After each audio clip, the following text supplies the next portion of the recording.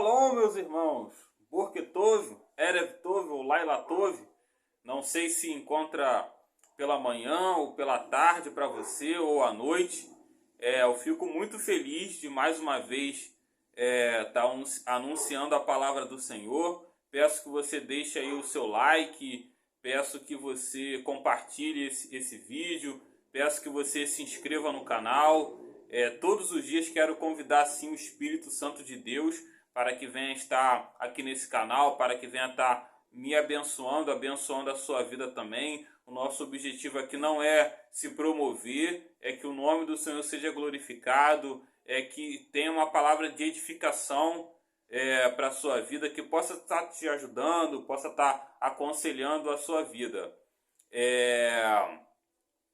Como eu sempre falo, né? Essa palavra é bem interessante também, é um pouco polêmico também. O objetivo não é causar polêmica aqui, mas é anunciar a palavra de Deus. E tem assuntos que são polêmicos sim. Então, como estamos nesse propósito aí, esse compromisso de Gênesis Apocalipse, vamos abrir aqui, como eu sempre tenho falado, né? Bereshit, tá? 24, Gênesis 24, uma passagem muito interessante. Hoje vai ser diferente, né? Talvez do que eu costumo fazer, né? Mas assim, um aconselhamento, né? Tanto para pessoas que podem entrar dentro de um relacionamento, que já estejam dentro de um relacionamento, ou até que já estejam em um casamento, tá? Então a gente vai estar orientando tudo ali de acordo com a palavra do Senhor, tá? Então eu quero ler aqui, em Gênesis capítulo 24, tá? Gênesis capítulo 24, no versículo 14.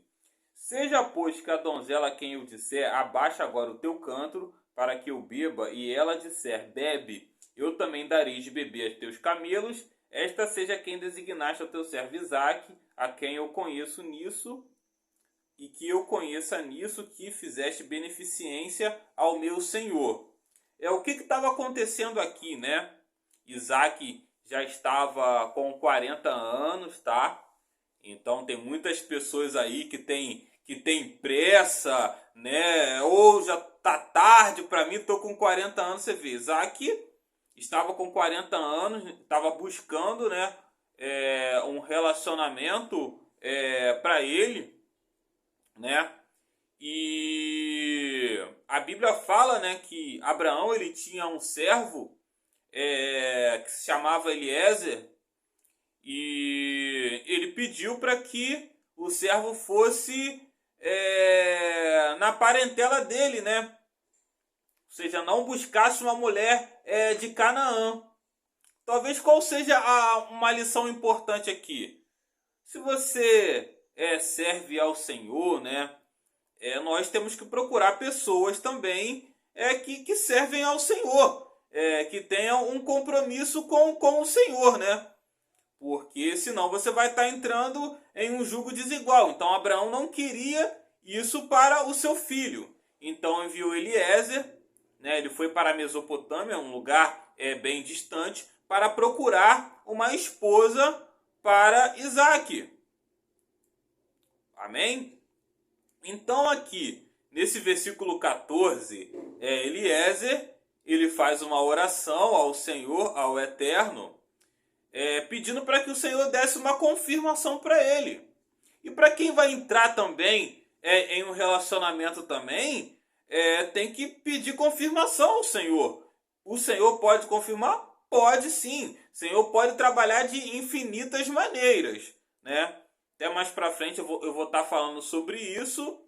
E Eliezer, ele vai até a Mesopotâmia. Quando ele chega, ele encontra a Rebeca, né? Ele encontra a Rebeca, e é até algo impressionante, né? Mas o Senhor pode fazer isso. No versículo 19 fala o seguinte: e acabando ela de lhe dar de beber, disse, tirarei também água para os teus camelos, até que acabem de beber. E apressou-se e vazou o seu cântaro na pia, e correu outra vez ao poço para tirar a água, e tirou para todos os seus camelos. Então foi confirmado aqui Ou seja, Deus ele pode confirmar para nós, mas talvez ainda não aconteceu. Talvez não seja nem na sua vida sentimental. Talvez Deus já confirmou que vai fazer algo, mas ainda não aconteceu. Aí que nós temos que ter paciência, aí que nós temos que ter longanimidade, né? E saber esperar no Senhor. Se o Senhor já confirmou, então espera, então se aquieta. A gente tem que se aquietar também. E vamos prosseguindo aqui. Aí Eliezer ele vai, né, até a família de Rebeca, conta aquilo, os planos de Abraão, que Abraão havia dito que a mulher também tinha que consentir, né, com isso e para ir para a terra onde Abraão morava também, né. Então até algo interessante aqui também, né, porque a questão de relacionamento, tem muitas pessoas também, né, que se baseiam em profecia. Gente, tenham muito cuidado com isso. Deus pode tudo? Pode. Mas na palavra do Senhor você não vê profecias para relacionamento. Ah, mas Deus pode fazer? Deus pode tudo. Mas o que acontece? Segundo a palavra de Deus, o Senhor vai trabalhar através de confirmações que até no dia a dia mesmo. Tem gente que espera sempre o sobrenatural, tal, mas Deus pode trabalhar e confirmar através do dia a dia. Deus é poderoso para fazer isso.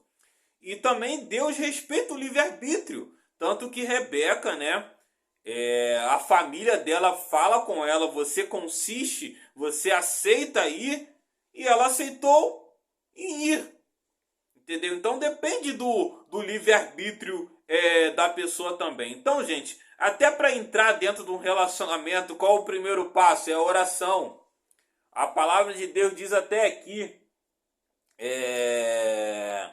no verso 63, Isaac saía a orar no campo sobre a tarde, e levantou os olhos e olhou, e eis que os camelos vinham, ou seja, Rebeca estava chegando. Então Isaac era um homem de oração.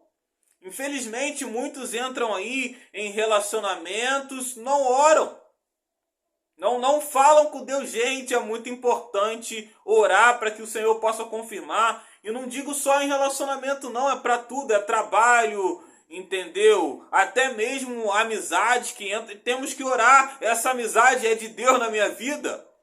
Então, eu estou encarando aqui para várias coisas. E tem pessoas que já entram dentro do relacionamento, né?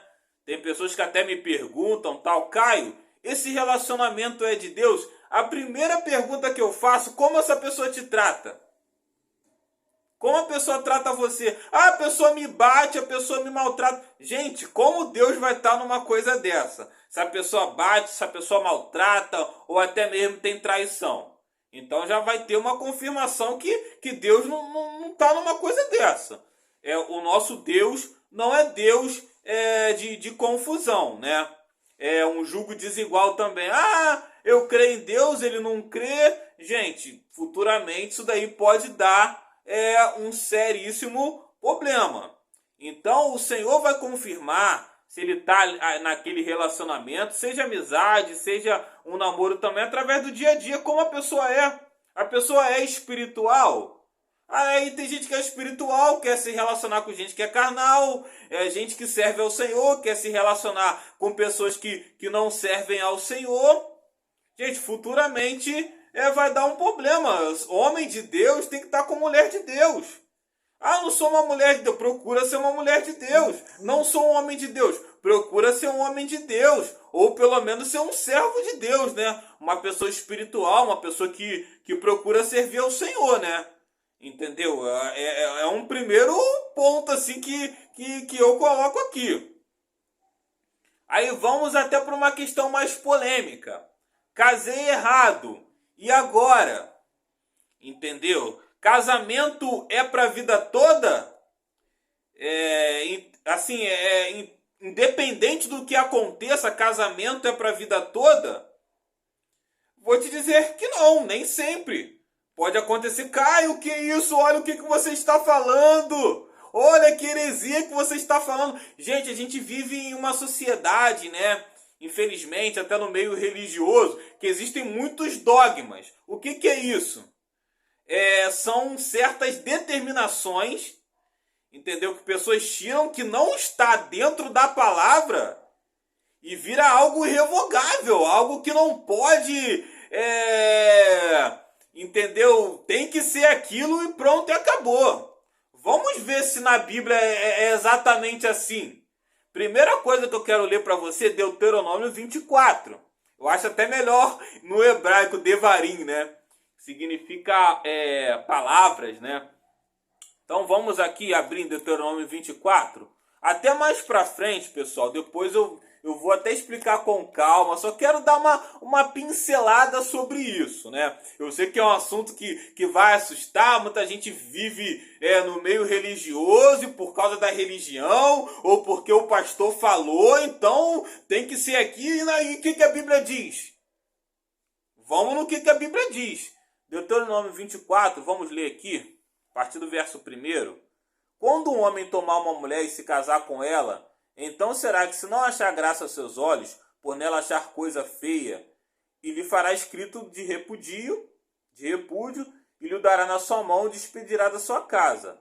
Se ela, pois, saindo da sua casa, for se casar com outro homem, e esse último homem a aborrecer e lhe fizer escrito de repudio, ou lhe der na sua mão e despedir da sua casa, este último homem que a tomou por si por mulher vier a morrer, então se o primeiro marido que a despediu não poderá tornar a tomá-la, para que seja sua mulher, porque foi contaminada, pois, e é abominação perante o Senhor. Assim não farás pecar a terra que o Senhor teu Deus te dá por herança. Gente, primeiramente, mas isso daí é a época de Moisés, foi anulado. Meu irmão, você está dizendo que esse texto foi anulado? Aí daquele que retirar o que está escrito. Cuidado com isso, gente, quando vocês forem falar essas coisas. Tenham muito cuidado. Isso é uma coisa muito séria. Esse texto foi anulado? Onde está escrito que foi anulado? O que foi anulado são os sacrifícios. Você não tem que mais sacrificar bode. Entendeu? Tem coisas sim, mas vamos com cuidado em certos textos que não se aplica para nós hoje. Tem coisa que se aplica à terra de Israel. Então tenha cuidado. Tenha cuidado quando você disser, esse texto foi anulado. Gente, isso é gravíssimo. Eu jamais vou dizer isso, tá? Cuidado com isso quando vocês forem falar essas coisas. Então vamos lá. Quando o homem tomar uma mulher e se casar com ela, então será que não cessar, graças aos seus olhos, por nela achar coisa feia? Então vamos lá, gente. Lhe fará escrito de repúdio. Tem traduções até a mulher lhe dará carta de divórcio, que eu acho até melhor a tradução. Então, gente, Moisés, na época de Moisés estava até atualizado do que hoje. Porque hoje fala que não pode mais, que casamento em todos os casos tem que ser para a vida toda. Então, se achar coisa feia, aí abre um leque para várias interpretações, tá? No original, depois a gente vai com calma ir nesse texto, tá? Não vou nem com muita profundidade. No original é algo ofensivo. Então, se achar algo ofensivo, lhe dará escrito de repúdio e despedirá da sua casa. Então aqui tá autorizando o divórcio. E tá até dizendo aqui no texto, né? Fará escrito de repúdio, carta de divórcio. E aqui está até dizendo dela casar novamente. Aqui está até falando de um outro casamento. Gente, então a Bíblia fala de um outro casamento. Que história é essa que não pode em nenhum momento? Que história é essa, meu irmão? Isso daí é dogma religioso. A não ser que você está dizendo que isso daqui foi anulado. Aí é sua palavra. Eu estou dizendo o que a Bíblia diz. Vamos para Mateus 19 também, né? Entendeu? Mas isso daí é Moisés, tal. Então, você acha que Cristo foi contra Moisés? Gente, a palavra não entra em contradição, gente. Entendeu? A palavra não entra. Primeiro que é a palavra de Deus orientando Moisés aqui. Então, o filho foi contra o pai. Gente, isso deve ser, isso é uma loucura, gente. Não entra nessa loucura não, gente. Isso é loucura. Mateus capítulo 19, do 1 ao 3. Depois a gente vai com mais calma. E aconteceu que, concluindo Jesus esse discurso, saiu da Galiléia e dirigiu-se aos confins da Judéia, além do Jordão, E seguiram muita gente e curou-as ali.